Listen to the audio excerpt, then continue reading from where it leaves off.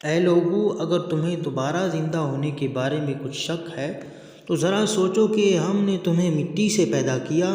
پھر نطفے سے، پھر ایک جمے ہوئے خون سے، پھر ایک گوشت کے لوتھڑے سے جو کبھی پورا بن جاتا ہے اور کبھی پورا نہیں بنتا، تاکہ ہم تمہارے لیے تمہاری حقیقت کھول کر بتا دیں۔ اور ہم تمہیں ماؤں کے پیٹ میں جب تک چاہتے ہیں ایک متعین مدت تک ٹھہرائے رکھتے ہیں، پھر تمہیں ایک بچے کی شکل میں باہر لاتے ہیں، پھر تمہیں پالتے ہیں تاکہ تم اپنی بھرپور عمر تک پہنچ جاؤ، اور تم میں سے بعض وہ ہیں جو پہلے ہی دنیا سے اٹھا لیے جاتے ہیں، اور تمہیں میں سے بعض وہ ہوتے ہیں جن کو بدترین عمر یعنی انتہائی بڑھاپے تک لوٹا دیا جاتا ہے، یہاں تک کہ وہ سب کچھ جاننے کے بعد بھی کچھ نہیں جانتے۔ اور تم دیکھتے ہو کہ زمین مرجھائی ہوئی پڑی ہے، پھر جب ہم اس پر پانی برساتے ہیں تو وہ حرکت میں آتی ہے اور اس میں بڑھوتری ہوتی ہے، اور وہ ہر قسم کی خوشنما چیزیں اگاتی ہے۔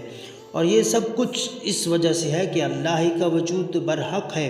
اور وہی بے جانوں میں جان ڈالتا ہے، اور وہ ہر چیز پر مکمل قدرت رکھتا ہے۔ اور اس لیے کہ قیامت کی گھڑی آنے والی ہے جس میں کوئی شک نہیں، اور اس لیے کہ اللہ ان سب لوگوں کو دوبارہ زندہ کرے گا جو قبروں میں ہیں۔ اور لوگوں میں کچھ ایسے ہیں جو اللہ کے بارے میں جھگڑا کرتی ہیں، حالانکہ ان کے پاس نہ کوئی علم ہے، نہ ہدایت، اور نہ کوئی روشنی دینے والی کتاب، اور وہ تکبر سے اپنے پہلو اکڑائے ہوئے ہیں تاکہ دوسروں کو بھی اللہ کے راستے سے گمراہ کریں۔ ایسے ہی شخص کے لیے دنیا میں رسوائی ہے، اور قیامت کے دن ہم اسے جلتی ہوئی آگ کا مزہ چکھائیں گے۔